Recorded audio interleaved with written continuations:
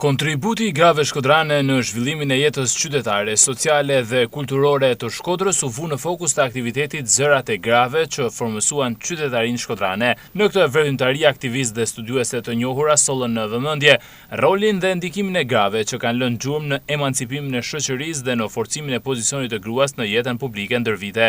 Secili prej nesh duhet të jetë aktivist në shoqërinë e përditshme. Kjo javë faktikisht është java shoqërisë civile e vitit 2026, e cila ka në fokusin e saj një gjë të tillë, pra që ne ta kuptojmë se pjesëmarrja në jetën aktive na bën ne që të jemi më të lumtur dhe më dashamirës ndaj vlerave të qytetarisë europiane. Mendojmë që t'i krijojmë aty ne edhe një mundësi që të bartin me vete edhe traditën duke shkuar drejt rrugës së ardhmes. Për të shkuar në rrugën drejt së ardhmes duhen hapa vegan, por edhe me hapa të cilët mbartin traditën edhe vlerat e këtij qyteti, ato duhet merren me vete. Aktiviteti organizuar në kuadër të javës së shoqërisë civile kushtoi një rëndësi të veçantë figurës së Shaqe Çobës, themeluese e organizatës së parë të grave në Shkodër dhe një nga personalitetet më të spikatura që kontribuoi për fuqizimin dhe përfaqësimin e grave në shoqërinë shqiptare. Me fuqitë e veta, me organizimin e vetë, Shaqe Marie Çoba mbledh një sargrash edhe është në ndihmë të kësaj lufte. Prandaj edhe në dekoratën që i ka dhënë presidenti Alfred Moisiu, një nga ato kryesoret që për të cilën ajo cilësohet është se luftetare për çlirimin kombëtar, natyrisht edhe për emancipimin e gruas.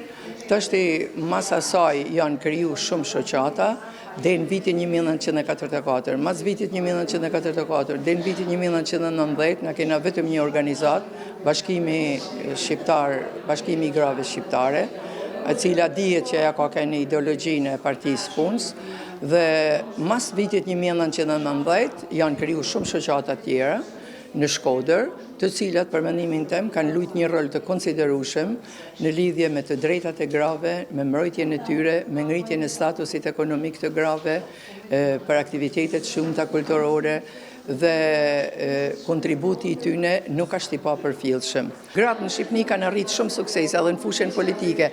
Mund vjen keq që s'kena edhe një parti politike në emrin e grave, që e drejton një gru. Gruaja merr pjesë në parlament, ka të drejtë të zgjedhet, të zgjidhet në për shumë institucione, po parti politike akoma nuk është formuar në drejtimin e grave. Pjesëmarrësit vlerësuan se promovimi i figurave të tilla historike ndihmon në ruajtjen e kujtesës qytetare dhe shërben si frymëzim për rritjen e angazhimit të grave dhe vajzave në jetën sociale, kulturore dhe politike të vendit.